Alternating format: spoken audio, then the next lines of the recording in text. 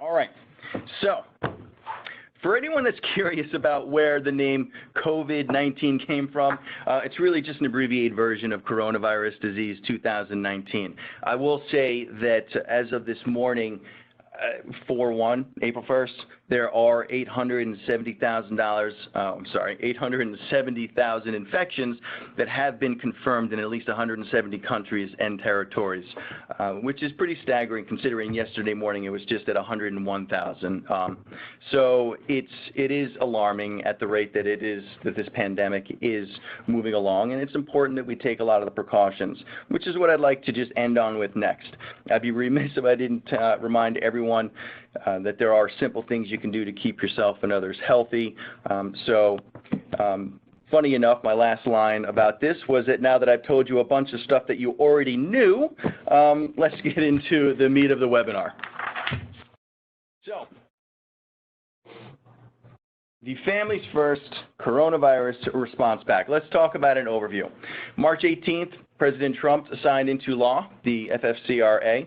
Act was created to assist employees affected by the coronavirus, and it applies to employers with less than 500 employees. So there's quite a range of businesses that will be affected and have to participate with eligible employees within this new act. One key change is at the start of the date itself was supposed to be for tomorrow. Originally, the act was supposed to take effective April 2nd. However, the date was pushed up to April 1st. Not an April Fool's joke, as much as we'd all like for this to go away. But what I can say is that the Department of Labor gave no reason why it chose to move up the implementation by 1 day. There was speculation that it was done to line up the effective date of the law with the calendar quarter, which does make some sense. So the provisions will apply between April 1st of this year through the end of the year, December 31st. The FFCRA does include sections that apply to employers such as paid sick leave for employees impacted by the coronavirus and those serving as caregivers for individuals impacted by the virus itself.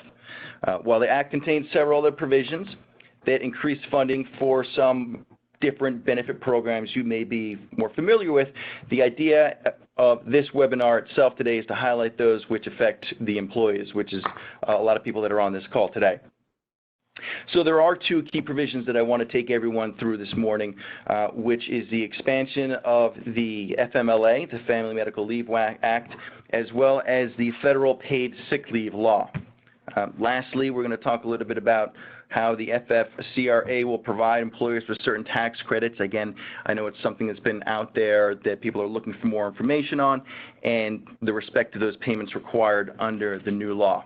So, that being said, let's get into some information about the emergency paid sick leave. The emergency paid sick leave, this requires employers, again, with less than 500 employees, up to 10 days of paid sick leave at the employee's regular rate of pay if they are seeking quarantine or seeking treatment as it relates to the coronavirus. There are no minimum requirements for days and hours to make an employee eligible. What that means to everybody is that all employees are eligible under this program. So when an employee is sick, employers should provide their full-time employees with 80 hours of paid sick leave at the employer's regular rate.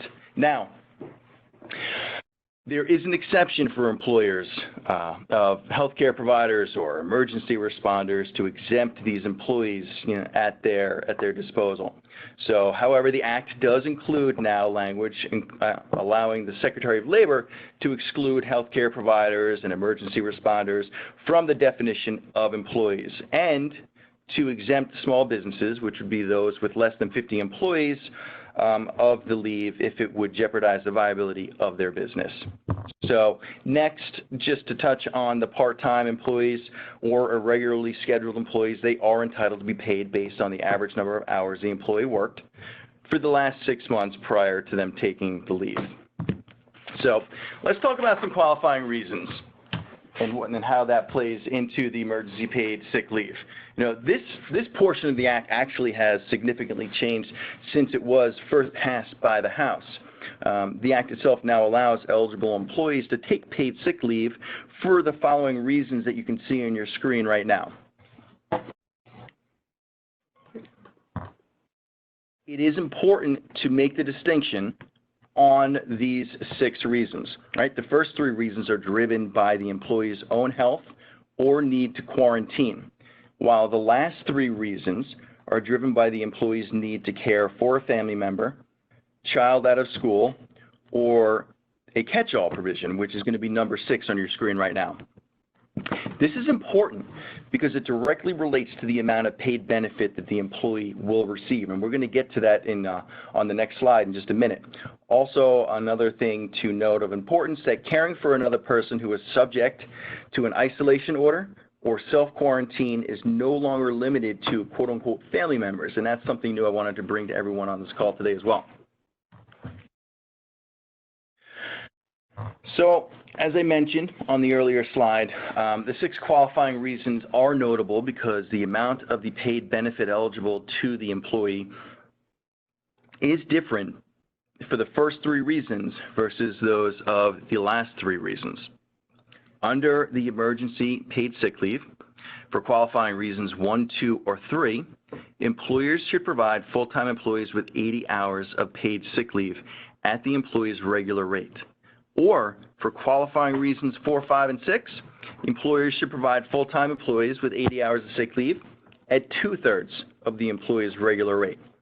So, again, another significant change from the original bill is that this act does place limits on the paid sick leave. The benefits are capped at what you can see on the screen right now, which is $511 per day when the leave is driven by the employee's own need or own health or need to quarantine, and $200 per day when the leave is driven by the employee's need to care for a family member, a child out of school, or the catch-all provision, which is number 6 from the previous slide. So I'm going to finish up on the emergency paid sick leave portion just by talking about some additional rules that I felt were important for everybody just to be reminded about or to know if you weren't already aware. However, what I'm going to talk about now is the carryover, right?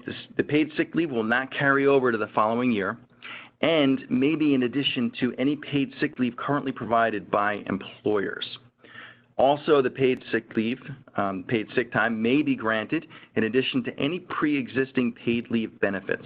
Furthermore, the employer may not alter any existing paid leave policies that they currently have in place with the idea of avoiding this provision. Paid sick leave must be made available for immediate use by any impacted employee regardless of their length of employment.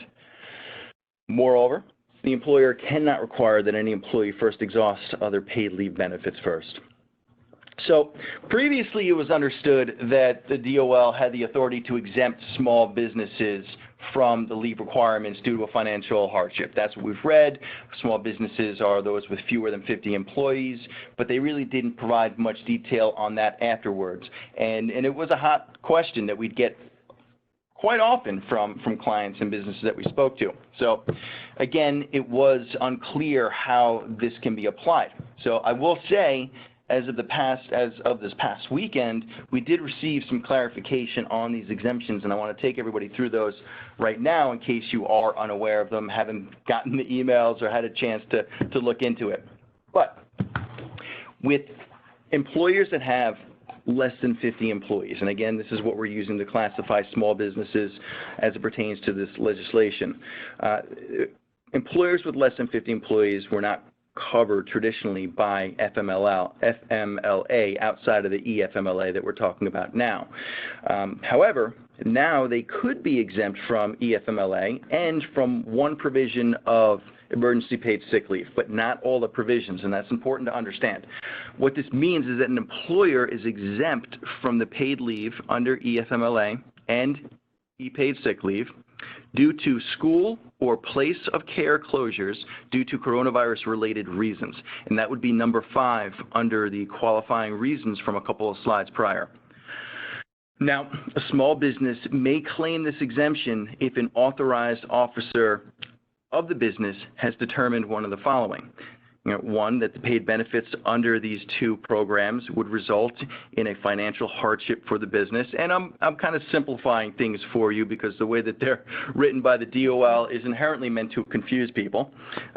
Second, would be if it's determined that the absence of the employee would entail a substantial risk to the financial health of the business because of their specialized skills, their knowledge base, or 3, if it's determined that there are not enough workers who are able and willing and qualified to make up for the lost work due to employees being out. Now, again, the big change from before is that the Department of Labor first mentioned, or at least intimated, that they would have to provide approval for anybody seeking an exemption. But where that's changed is that it's essentially saying that now an authorized officer of the business or an organization can look at these rules and make that determination on their own. However, I am going to offer you a word of caution that while the DOL guidelines do seem to give the employer control over this determination, it does seem to be based off of some definable criteria. So if the DOL comes knocking on your door at a later date, you definitely want to make sure that you have the data to back up your actions if you're going to take or look into this exemption. So that being said, let's move on to the Emergency Family and Medical Leave Act. This act significantly amends and expands on the traditional FMLA as we know it on a traditional basis. The current employee threshold for FMLA coverage would change from only covering employers with 50 or more employees to instead covering those with less than 500 employees. So again, it significantly widens the gap of who is affected for this legislation. It also lowers the eligibility requirement for employees that have worked for at least 30 days prior to the leave, and that they may be eligible for the paid family and leave. So the 12-month and 1,250-hour requirement is also not applicable in this situation. As you can imagine, a lot more employers that weren't previously subjected to the FMLA now are going to be subjected to these rules. The expanded FMLA will also provide up to 12 weeks of job protective leave, 10 weeks which are paid, 10 weeks which are paid and subject to the cap, to employees that have a qualifying need related to the coronavirus. So this new type of leave can be used by an employee who's unable to work or telework due to reasons, a bona fide need to leave for care for a child whose school or child care provider is closed down related to the coronavirus. Furthermore, the FFCRA does not provide leave to an employee who is still able to telework. So let's talk a little bit about how this is going to work. There is a paid leave requirement for EFMLA. First 10 days may be unpaid leave. The employee may elect to substitute paid leave for EFMLA during the time. However, the employer cannot require the employee to use their PTO time. Also, following the first 10 days, the employer must provide paid leave in an amount that is not less than 2/3 of the employee's regular rate of pay. So again, there is a cap on this pay, $200 per day and $10,000 in the aggregate. So listen, I know a lot of us here are familiar with FMLA, or I should say traditional FMLA, and there are requirements around job restoration and reinstatement. There are with EFMLA as well, and that's what I wanted to talk to everyone a little bit on this next slide. So it really breaks it down to 2 different categories: employers that have more than 25 employees versus those that have less than 25 employees. Businesses with 25+ employees will have the same obligation as under the traditional FMLA regulations to return any employee who has taken EFMLA to the same or equivalent position upon the return to work. Conversely, employers that have less than 25 employees, they are generally excluded from the requirement if the employee's position no longer exists due to an economic downturn or other types of circumstances caused by the coronavirus during the time of the leave. This exclusion is subject to the employer obviously making a reasonable attempt to return the employee to an equivalent position, and requires an employer to make efforts to return that employee to work for up to a year after the leave takes place. So, those two, up to this point, it kind of wraps up, the details behind the two different leaves. What I want to get to now is notice requirements. And I know that we've had a lot of conversations around posting notices, notice requirements. What does the DOL require? And I can say the DOL has recently updated their guidance around that. So just to start off about notice requirements, each covered employer must post a notice of the Families First Coronavirus Response Act in a conspicuous place on its premises, right? This is what we know, this is what we've been following, and if we're still in an office, then it's something that we should still follow. But understanding this may be difficult due to a lot of employees working remotely right now, the DOL has clarified on what to do in these situations. And what that means and what they've said is that employers can satisfy this requirement by emailing or direct mailing the notice or the posting to employees or posting it on their website. Either one of those options would be sufficient to check off that box according to the DOL. You're not required to post a notice in multiple languages. The DOL is currently working on translating the posting notice into different languages, and we're certainly keeping an eye on that and making sure we can get that out as soon as possible. You do not have to pay, or you don't have to provide the notice to recently laid off employees or to job applicants, but you are required to provide the notice to new hires. This is something that we've actively input into our new hire process, our electronic onboarding process. It's also something that if you're not following one of those processes electronically, you want to make sure that this note, this posting is included in your process. Also, very important, if your state provides greater protections than the FFCRA, employers still need to post this notice. It's very important. All covered employers are required to post a notice regardless of whether or not their state requires greater protections. It's always important to know you must comply with both federal and state law. And the notices need to be posted as of today, April 1st, which is the start date. So, I'm just about done to wrap up my piece and passing it off to my better half, Carol. There are a couple of other things I did want to touch on as we go through the next couple of slides. That would be the tax credits. This is something, again, I know that has been a buzz lately, and I wanted to provide some clarification around the tax credits as it pertains to EFMLA and emergency paid sick leave. So the FFCRA provides employers with certain tax credits for payments required under the new law. And I'm going to take you through those.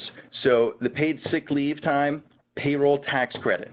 This can be claimed on an immediate basis with each payroll equal to 100% of the amount of sick leave wages paid. Now, where the difference comes in is that initially when notice came out, it was known that employers can apply or get these credits on a quarterly basis. Now, I think that the DOL understood that that doesn't really quite provide those credits or those funds back to employers in an immediate fashion. So it was clarified that this can now be done on an immediate basis with each payroll. So the credit is limited to $500 per day if an employee is taking time off to care for himself or herself. Again, first three bullets of those qualifying reasons. Or $200 per day if the sick leave is to care for an individual who's quarantined or showing symptoms of the coronavirus, or obviously a minor child whose school is closed. Similarly, the wages paid during EFMLA, a separate payroll tax provision allows for 100% credit against the employer's share of the payroll tax for each employee, limited to $200 per day.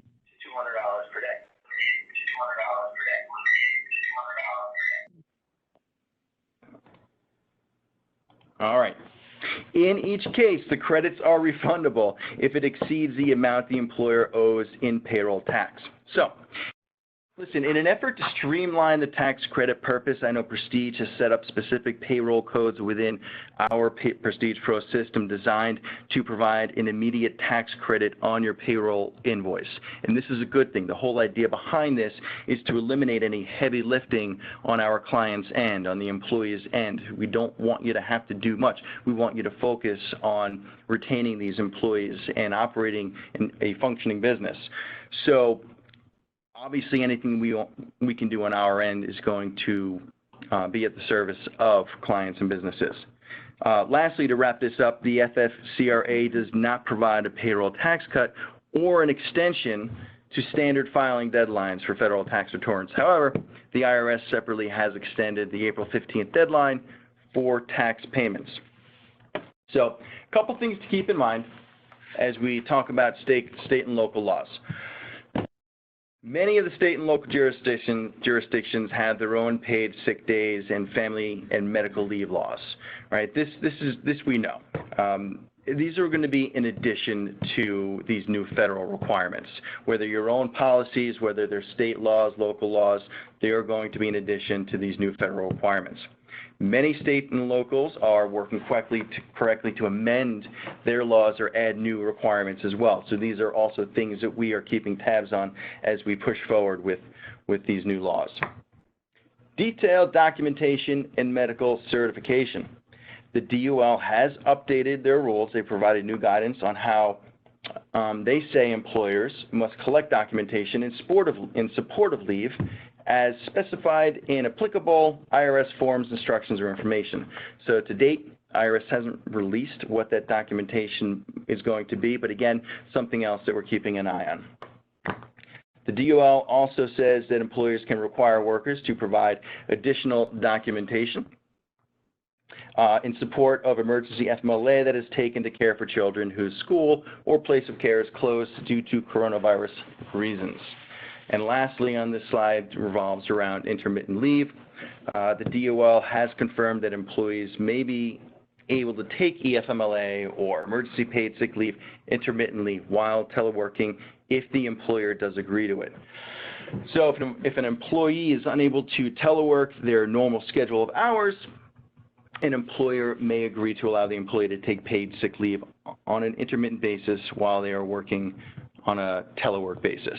So lastly, there are some frequently asked questions I wanted to stick in here before we get to any towards the end. Again, these are generated by a lot of the questions that we field on a daily basis. One that seems to be pretty popular for the last few weeks has been, what's the difference between a furlough and a layoff? The main difference between the two is that a furlough typically allows employees to return to their jobs. Some layoffs are temporary, but in most cases these are permanent terminations. So oftentimes furloughed employees often remain quote-unquote active in the payroll system, where a layoff is quote-unquote terminated in the system. So for purposes of paid sick leave or emergency FMLA, the DOL has provided guidance that appear to suggest that the agency equates furloughs to any layoff where employees are no longer working. And those are the important words to follow. Furloughed employees are not entitled to emergency paid sick leave or emergency FMLA, regardless of whether their employment has officially ended. The employee has to be working to be eligible. Next is the FFCRA retroactive. This is another common inquiry that we get as to whether employees can take paid sick leave under the Act prior to the effective date. So simply put, no. The FFCRA becomes active today, April 1st, and the paid benefits will start as of today. They will not be retroactive.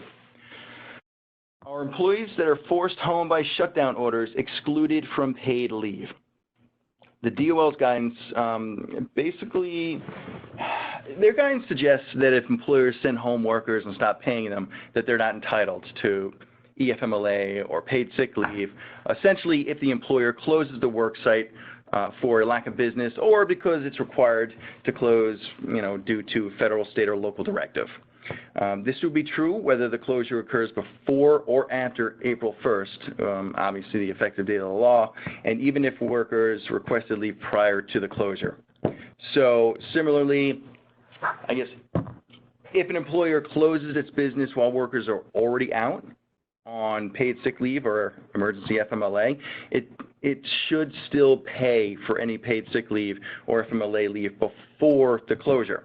But it has no further obligation to provide emergency paid sick leave or FMLA as of the date of the closure. If I'm a small business with fewer than 50 employees, am I exempt from the requirements to provide paid sick leave or family or extended family and medical leave? So I know that we touched on this earlier, There's some information that is new about this, so I felt it was important enough to bring up again and review one last time. But a small business, and again that's a business with less than 50 employees, is exempt from certain paid sick leaves and EFMLA requirements if providing the leave would cause a hardship to the business.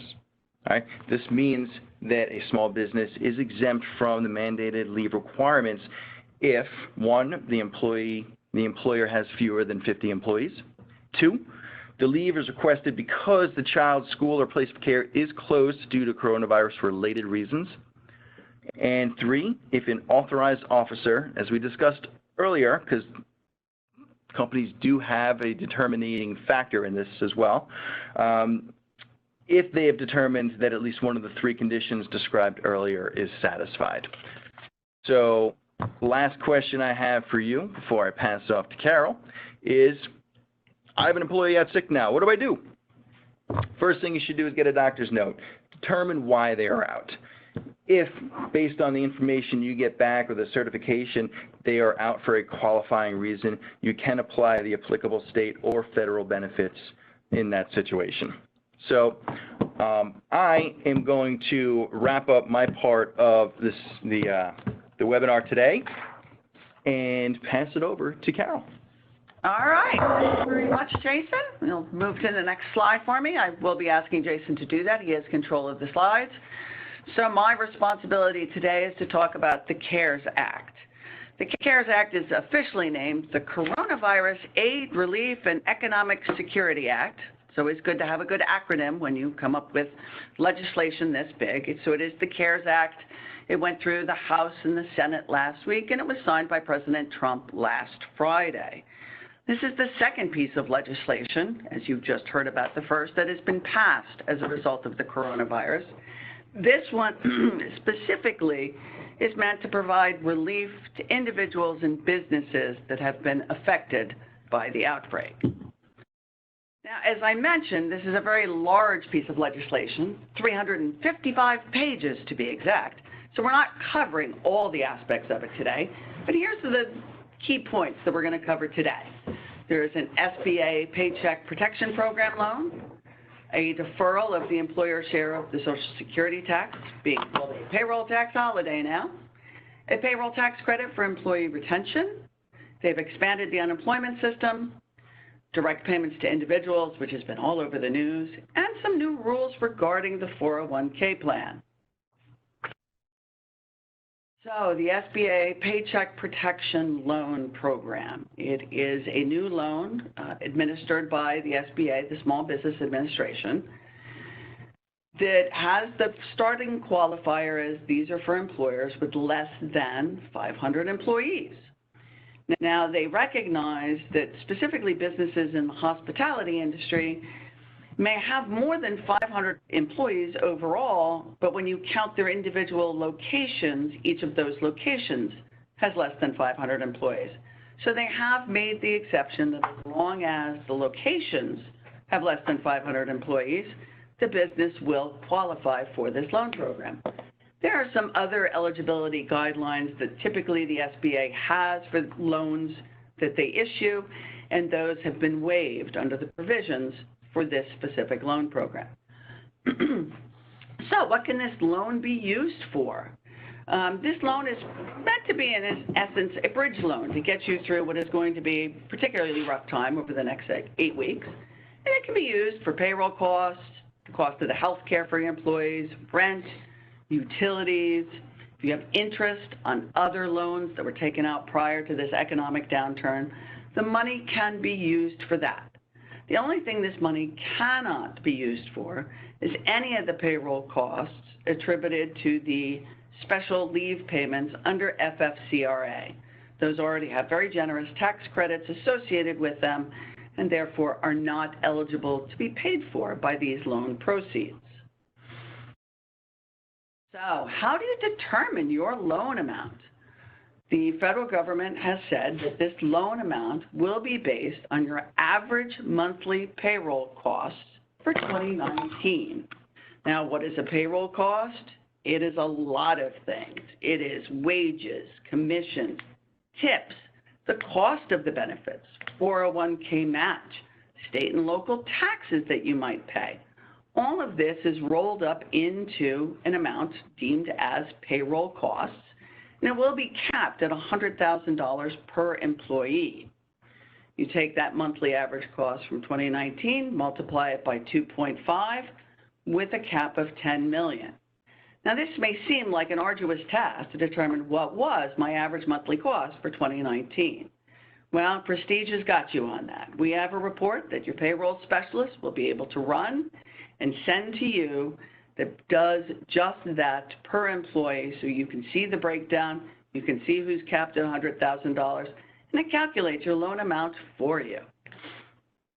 Now, the federal government has added a very nice forgiveness provision into this loan.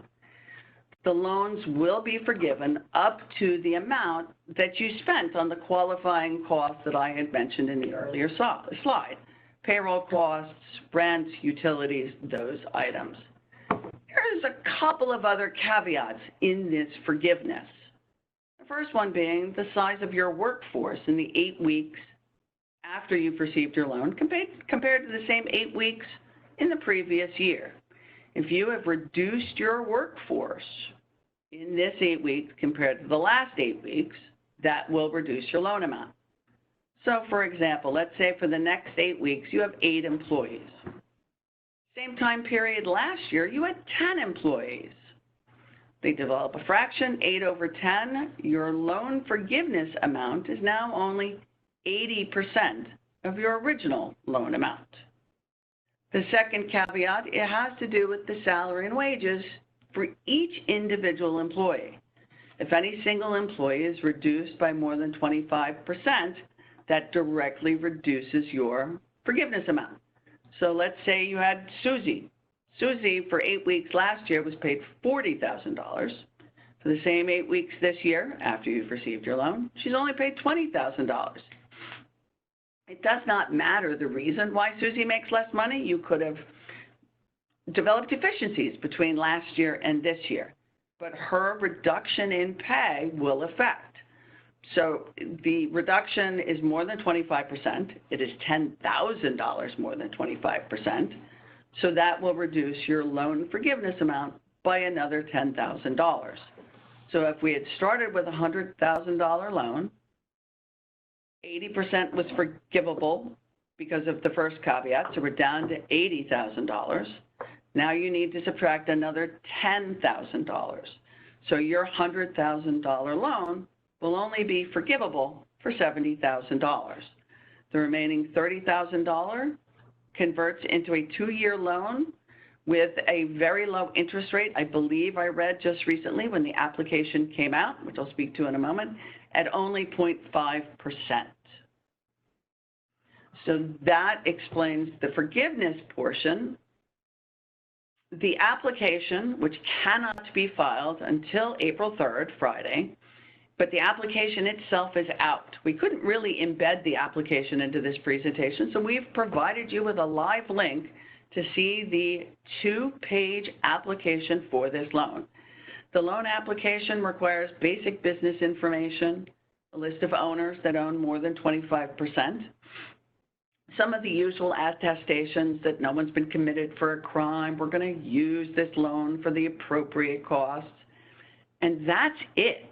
There is no collateral required, there's no personal guarantees. That is the loan application. So you can take a look at it later today after our webinar and get that process started. We will be teaching the payroll specialists shortly after this webinar how to run that report, and you will have everything you need to apply for this loan. So the next item that we're going to talk about is the deferral of the employer's share of the Social Security tax, that payroll tax holiday. Employers may elect for the rest of 2020 to defer the employer's portion of the Social Security tax through this year. That lump sum at the end of the year is then paid in 2 installments. Half is due at the end of 2021. The other half is due at the end of 2022. keep in mind, if you elect this option and you also get an SBA loan that is then forgiven, you're no longer able to defer the employer share of the Social Security tax, and anything that was deferred is due to be paid immediately. So keep these things in mind of how these different items work together. Next slide.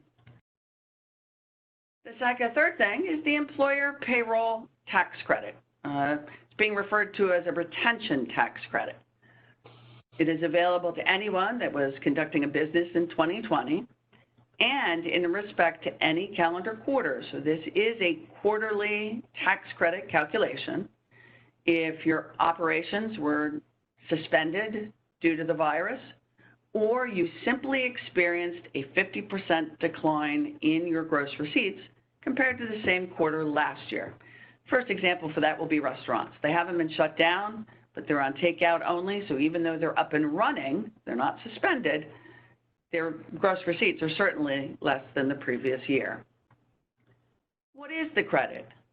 50% of qualified wages with respect to each employee for the quarter with a maximum of $10,000.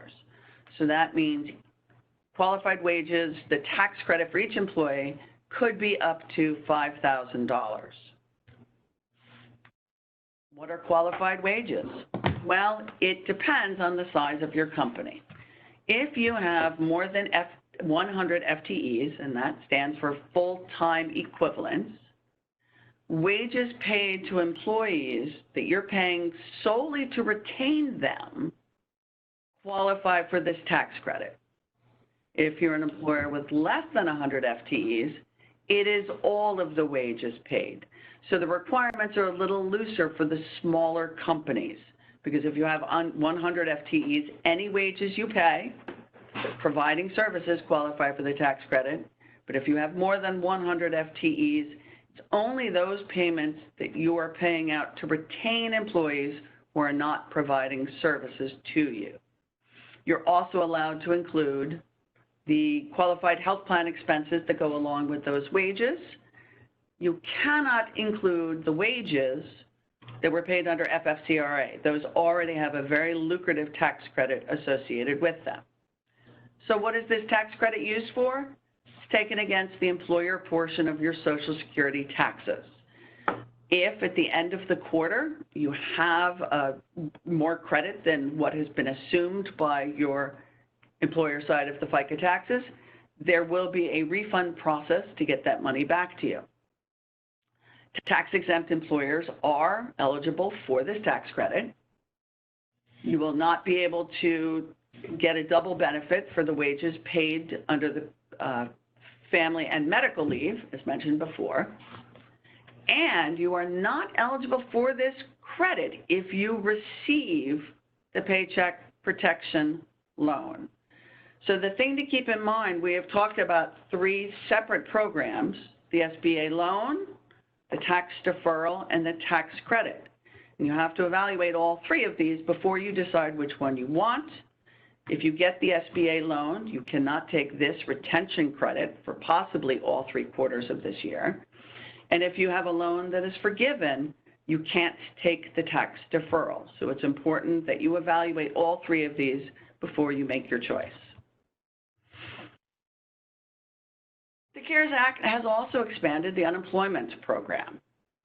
The #1 improvement to this is that unemployment will be extended for an additional 13 weeks above and beyond the standard state unemployment that has already been in place. This also allows individuals who have never been eligible for unemployment to collect. Specifically, self-employed individuals, independent contractors, people that are a part of the so-called gig economy. Those people will be allowed to register for and qualify for these unemployment tax payments.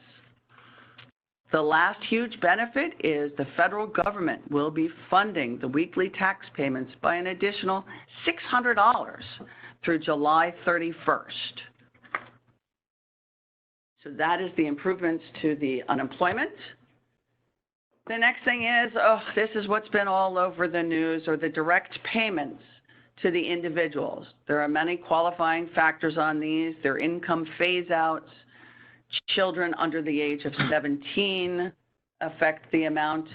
I do know that these amounts, if you have filed your 2019 return, will be based on your 2019 return.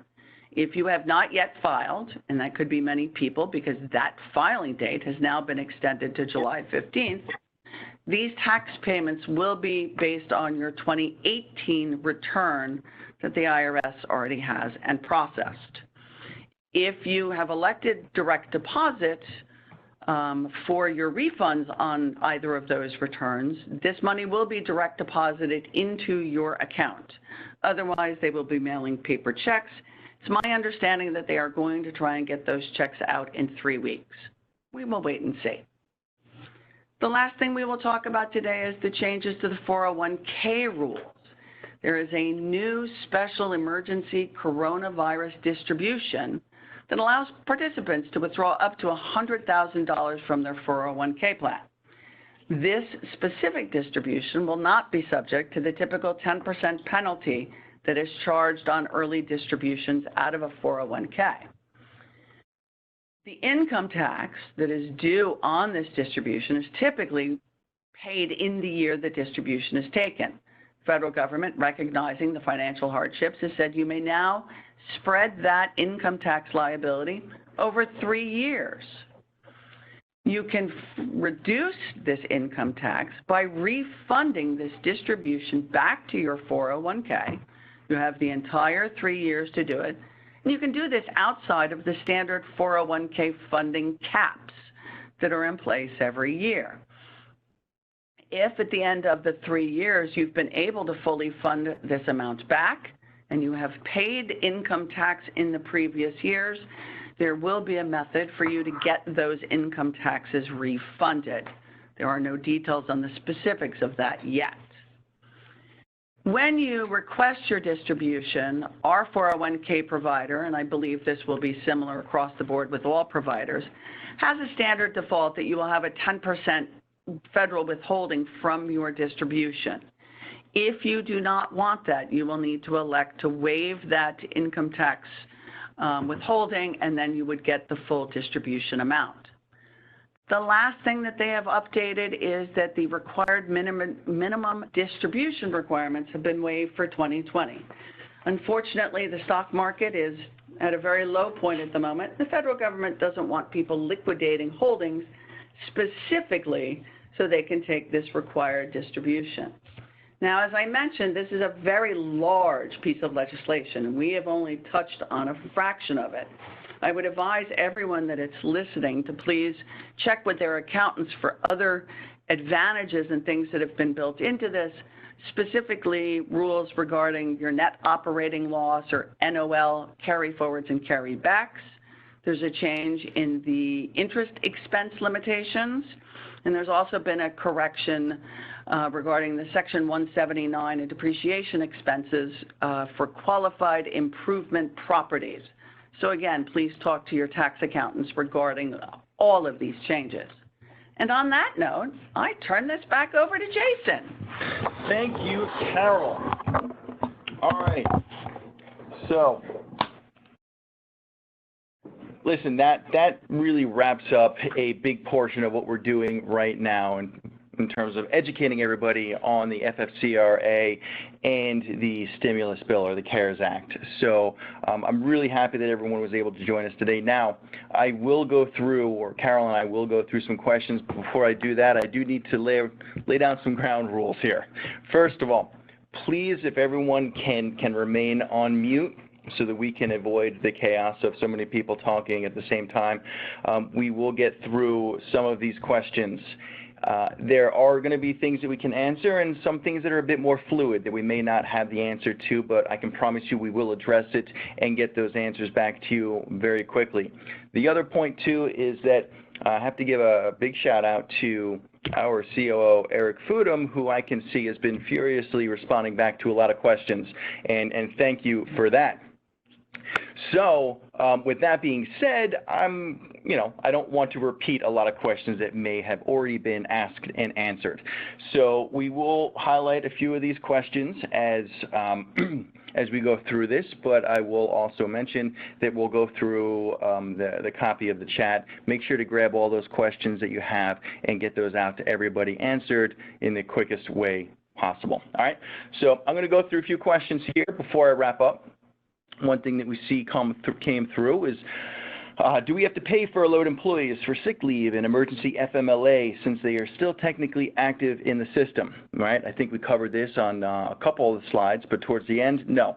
Furloughed employees are not eligible for these benefits. Again, the employee has to be working. If they are furloughed but still active and not working, they are not eligible for these benefits. So, all right, let's take a look here. Another question that came through. Can the family leave provision be taken intermittently, say 3 days a week? So say 3 days a week leave and 2 working remotely.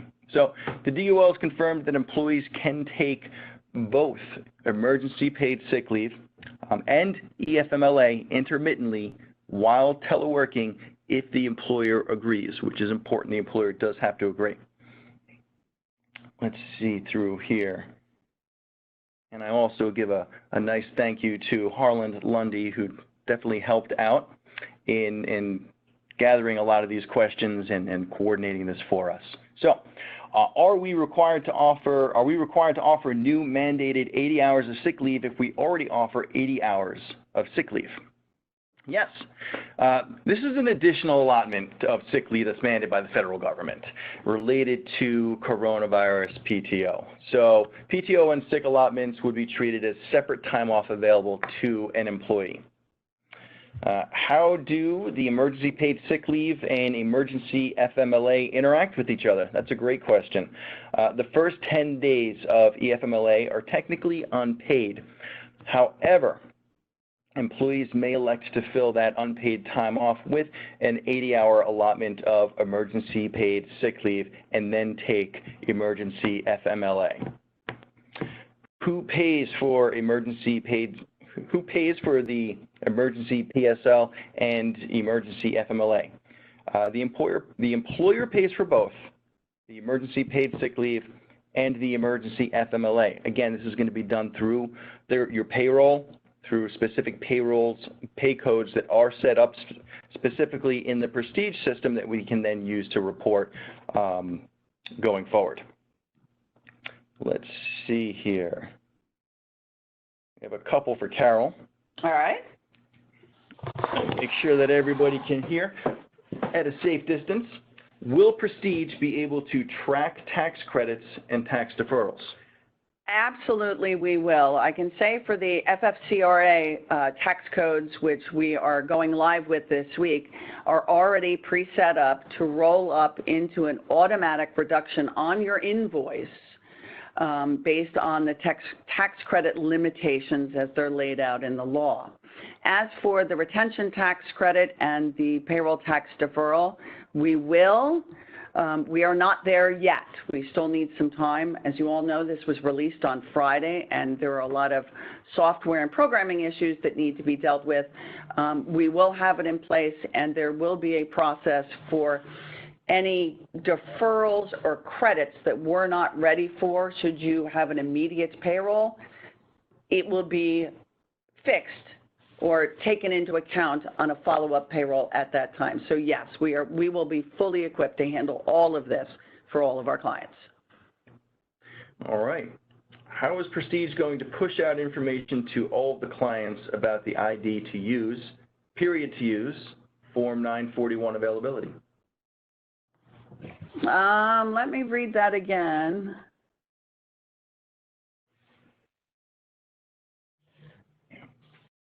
Okay, I'm guessing that's, and I apologize because I'm not really sure. I'm guessing you're talking about the CARES Act in terms of the SBA loan, what period to use for your payroll costs, and the fact that typically things like this require copies of 941s. As you may or may not know, the 941s have our name on it, not yours. We have generated a report that has our name on it and your name on it with all of the payroll tax costs for 2019 as regulated in the law that you will be able to include with your application with the SBA. So I guess I can add on to that also, Carol. You know, we have a big initiative within Prestige to communicate, maybe even over-communicate to our clients at time about all of this information. So through webinars, through our constant communications, and certainly through direct contact with your support team, your Prestige dedicated partners, especially the HR business partner, this is how we're going to get this information out to our clients. It is important that we provide you the support that you need to get through this, understanding that your job is to run your organization. Lean on Prestige for that, but obviously we're going to be proactive about getting this information out to everybody on this call. Jason, I'd like to address, I've seen a question, it says, are business owners' wages excluded from the tax and loan programs discussed? Depends what you call wages, and I find that some people get confused in that. Any amounts that are reported on a W-2, so an S-Corp owner's wages or a C-Corp owner's wages, all of those wages are eligible. There has been no cap on that other than the $100,000 being the cap for the total amount that can be calculated in that. So they are not excluded. If you are a partnership getting draws, that is not included in this calculation.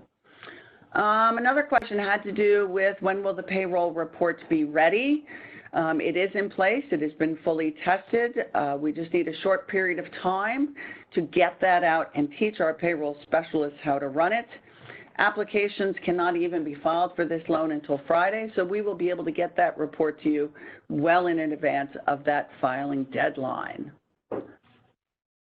There was another question about gross receipts. How is that defined? I will say at this point, gross receipts is going to be line 1 on your business income tax return. That is your gross receipts, gross revenues. That is typically what the IRS means when they say things like that. All right. All right, so we're coming up on the hour here, and I'm going to wrap things up with everybody. I really do appreciate, it looks like it was informative for most everybody.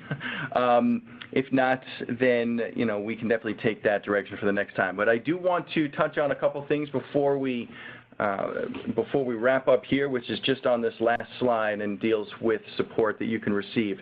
So listen, Prestige is working really hard to get this information out to everybody as soon as we can.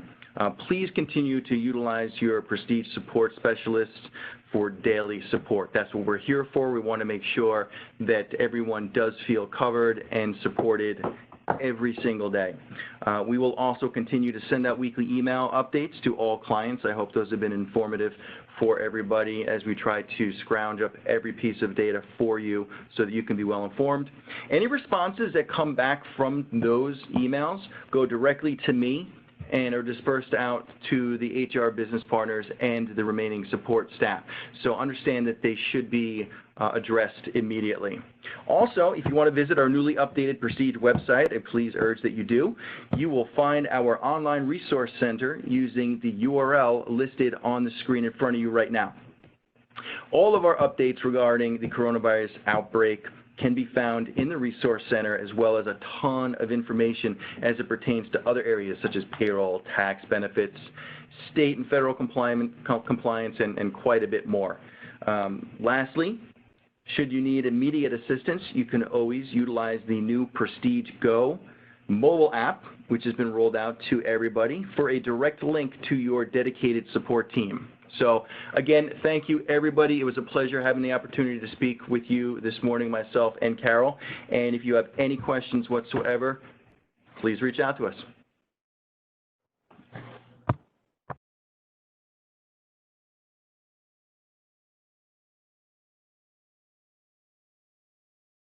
How come I can hang up?